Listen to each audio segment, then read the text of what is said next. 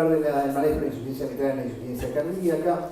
Me planteé estos interrogantes: ¿cuál es la importancia de la insuficiencia mitral en la insuficiencia cardíaca con función sistólica deprimida, los resultados del tratamiento médico, del tratamiento quirúrgico, del CLIP mitral y cómo analizar resultados discordantes?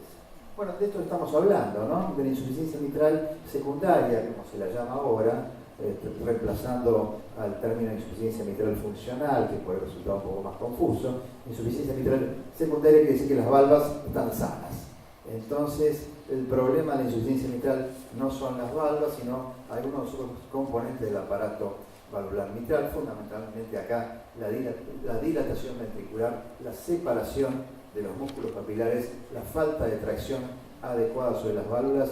Por lo tanto, se forma la famosa tienda de campaña en lugar de ser un plano. La válvula mitral cerrada es una tienda de campaña que tiene una altura medible, deja un orificio central y por ahí se escapa el chorro de insuficiencia mitral. Hay la importancia de la insuficiencia mitral en la insuficiencia cardíaca, es frecuente en la insuficiencia cardíaca con disfunción sistólica, tiene valor pronóstico, como todos sabemos, está relacionada con los síntomas. Es decir, los pacientes que tienen insuficiencia mitral y tienen más insuficiencia mitral están peor. Su corrección mejora los síntomas, pero no la sobrevida. Y bueno, esto seguramente por eso me pusieron en este tema. Hace unos años publicamos con Jorge Tier y Ricardo Ronderos esto en la revista española de cardiología. Lo que hicimos fue agarrar pacientes con insuficiencia cardíaca y disfunción sistólica, le hicimos caminata de 6 minutos y tratamos de correlacionar variables ecocardiográficas, y como ustedes pueden ver, lo único que dio significativo en la regresión logística fue la presencia de insuficiencia mitral moderada severa. Los que caminaban menos tenían más insuficiencia mitral, los que caminaban más tenían más insuficiencia mitral. Este artículo tuvo un comentario editorial de Patricio Lancelotti, en el mismo número de la revista, donde hablaba de esto mismo. Y la verdad es que hoy yo estoy convencido, y fíjense ustedes entre sus pacientes, que el paciente que tiene insuficiencia mitral y disfunción sistólica es un paciente que está severamente sintomático.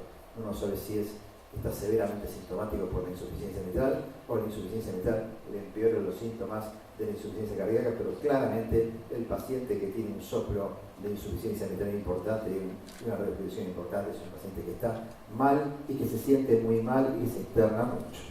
Vamos a analizar rápidamente el tratamiento médico. Creo que me pareció en estos 15 minutos no lo iba a revisar, ya lo han revisado exhaustivamente, pero sí me pareció interesante. Esto es una publicación reciente de un grupo belga, es un grupo especializado en insuficiencia cardíaca. Son unos belgas que tienen una clínica de insuficiencia cardíaca muy prestigiosa. Agarraron 160 pacientes con insuficiencia cardíaca de función reducida, los siguieron 56 meses y vieron que aproximadamente un 30%, como se da en la mayoría de los series, tenía insuficiencia mitral severa. Y en el seguimiento lo que vieron, qué cosa curiosa, que el 38%, casi el 40% con tratamiento médico mejoraron la insuficiencia mitral, y la mitad de ellos, un 20% aproximadamente, empeoraron la insuficiencia mitral. Y esto es una cosa relativamente novedosa. Uno piensa y sabe que la insuficiencia mitral es peor cuando el paciente se interna descompensado que cuando lo tratás unos días después y lo seguís en el seguimiento, pero realmente me pareció interesante cómo esta gente lo había documentado y lo había seguido. Y fíjense lo que pasó. Hay 4 curvas a distintos colores, pero para reconocerlo rápidamente, los pacientes que no tenían insuficiencia mitral severa y no desarrollaban insuficiencia mitral severa andaban mejor. Los que tenían insuficiencia mitral severa y mejoraban la insuficiencia mitral severa andaban parecidos a los que nunca habían tenido insuficiencia mitral. Y los que tenían insuficiencia mitral severa y seguían con insuficiencia mitral severa, o tenían insuficiencia mitral no severa y se hacía severa, eran los grupos que andaban peor. Fíjense también en el cuadro de la izquierda estos 4 grupos, cómo los trataba. Este grupo especializado, europeo y de primer nivel de tratamiento de insuficiencia cardíaca. Fíjense que por supuesto los pacientes estaban con bloqueo del sistema, todo lo que decía, dijo el doctor, los doctores que me precedieron, el doctor Perna y el doctor Kolke. Y bueno, fíjense que, claro, casi todos recibían bloqueo del sistema de angiotensinas. Dosis óptima, 60, 50, 40, 45. Es decir, este grupo especializado no lograba llegar a la dosis óptima de tratamiento en la mitad de los pacientes. Lo mismo con los beta bloqueantes, lo mismo con los inhibidores de aldosterona. es decir, realmente la dosis óptima se alcanza en un grupo especializado en el 50% de los casos, que no queda para el resto de los mortales. Pero bueno, este es un tema real que me parece que cuando uno considera el tratamiento médico lo tiene que tener presente. ¿Qué pasa con la cirugía? Y no me voy a meter mucho con la cirugía porque la verdad que no tengo muchas respuestas, pero realmente podemos decir que la técnica más utilizada es la anuloplastia completa restrictiva, que está dibujado ahí. Un anillo completo, undersize, es decir, reducir el tamaño del anillo y con eso mejorar claramente la insuficiencia mitral. Pero ¿cuál es el problema? La insuficiencia mitral secundaria, el problema no está en el anillo. El problema del anillo es la consecuencia de la dilatación ventricular. Si vos le achicás el anillo, provocas más tironeamiento de los músculos oculares, más deformidad del corazón, y por eso los pacientes que uno le pone anillo y piensan que le solucionan la insuficiencia mitral, a los 2 años vuelven a tener insuficiencia mitral. Porque encima nos está combatiendo el problema que llevó a la insuficiencia mitral, se está combatiendo una consecuencia, el problema sigue y es más, el problema empeora. Entonces, la realidad es que las series de plástica mitral, que la verdad que los cirujanos son muy entusiastas y nos han arrastrado a toda la cardiología atrás de ellos. Fíjense que para el tema de la insuficiencia mitral secundaria es un problema para el cirujano, para el cardiólogo clínico, para el especialista en insuficiencia cardíaca, para el cardiólogo intervencionista, para el especialista en imágenes, para todos nosotros nos significa un problema en la evaluación, en el tratamiento, en el seguimiento y en los problemas de acá. Por ende, la insuficiencia mitral reaparece con el tiempo. Y la realidad es que el reemplazo mitral también tiene sus bemoles. Los estudios que comparan reparación con tratamiento muestran por ahí una mejor evolución con la plástica inicialmente, pero una mayor recidiva. Lo que se hace el reemplazo valvular, peor evolución inicial y menos recidiva, pero todavía no hemos podido lograr el lugar exacto para mejorar el pronóstico de los pacientes. Sí se mejora la insuficiencia mitral, pero no mejora el pronóstico de estos enfermos, que es lo que realmente queremos. Acá les puse una serie de las tantas páginas que podría poner de estudios comparando el tratamiento de la insuficiencia mitral con el no tratamiento, con válvula versus anillo. La realidad es que en todos pasa lo mismo. Se reduce la insuficiencia mitral, no mejora el pronóstico. Estas son las recomendaciones, es un algoritmo basado en las recomendaciones de la actualización de las guías americanas.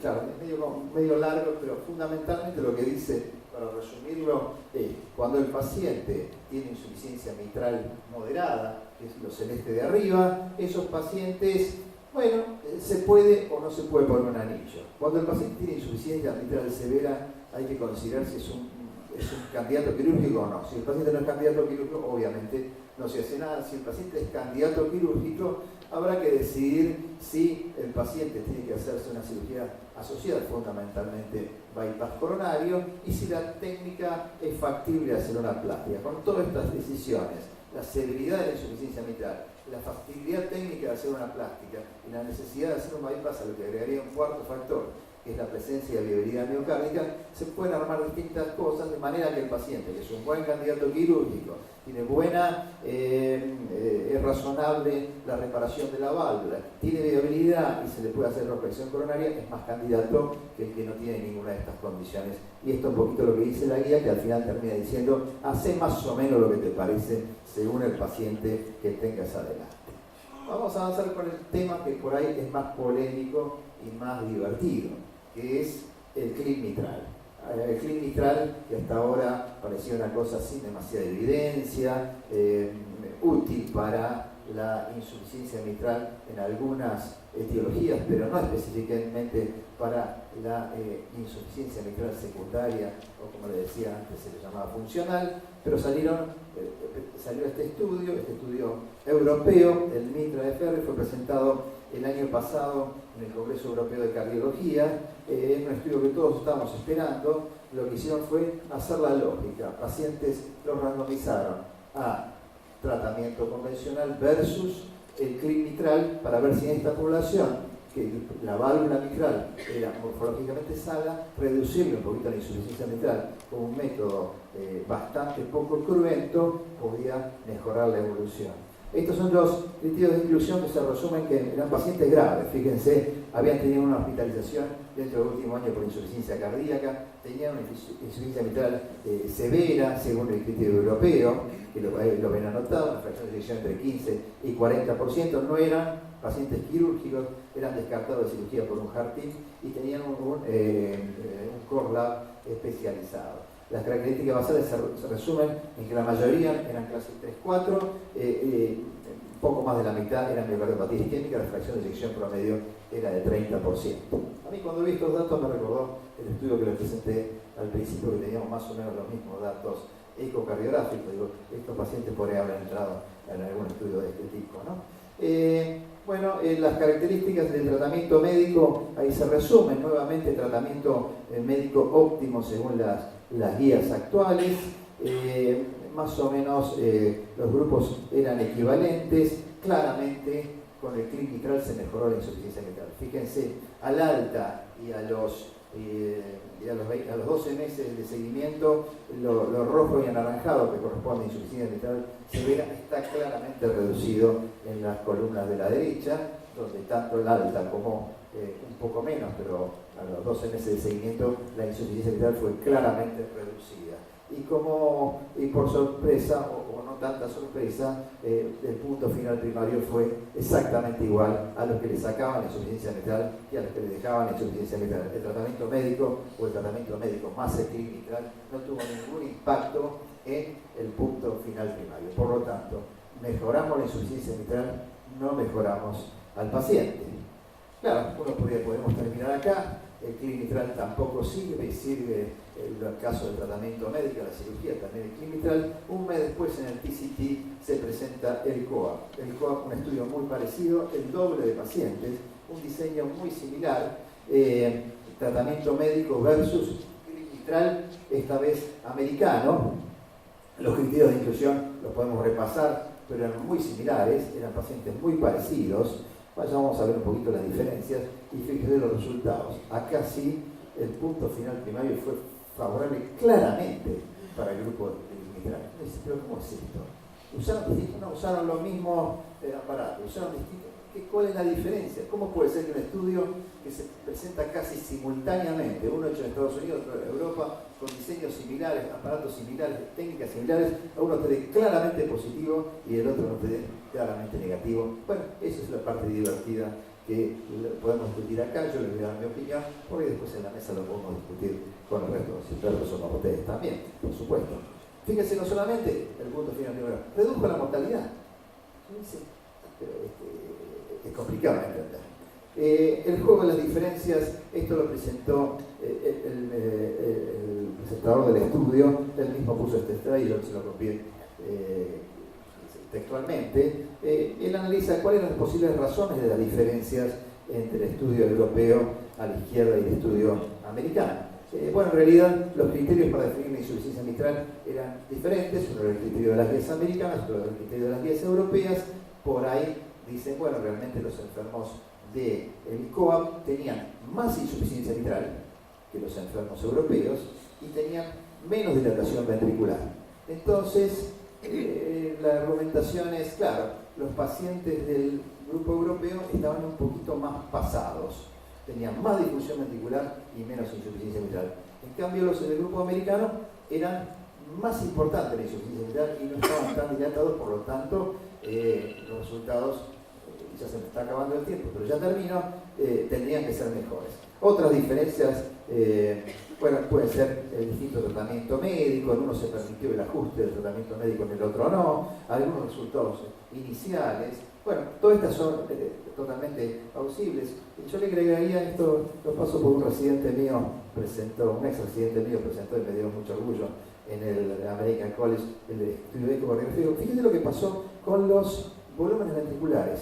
En el grupo control aumentaron, el grupo de Vice con mitral también aumentaron. Fíjense lo que pasó con la fracción de eyección, en los dos cayó. Me dice, ¿cómo puede ser que los tipos mejoren y le caiga la fracción de eyección?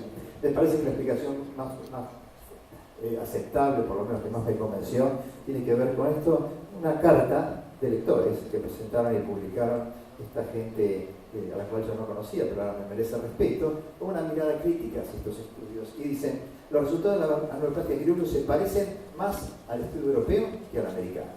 No mejora el pronóstico, uno, el otro sí. La mortalidad anual del grupo placebo fue similar, dice, los pacientes no eran tan diferentes. Las fracciones de eyección eran similares. Los ventrículos más dilatados en COP también se beneficiaron, o sea que no se puede explicar por una diferencia en la hipertensión ventricular. Los valores de BNP basales fueron mayores en el COAP. Sería que estaban peor tratados médicamente los pacientes, pero finalmente ellos creen que esto se debe a la participación del sponsor, que el sponsor contribuyó a la selección de los centros, al manejo de los pacientes y al análisis de los datos en el COAP y no en el clic mitral. En un estudio abierto entra una cierta sospecha de si estos resultados no fueron en cierta manera motorizados por el sponsor. En conclusión, la insuficiencia mitral secundaria severa es un signo de mal pronóstico y afecta la calidad de vida.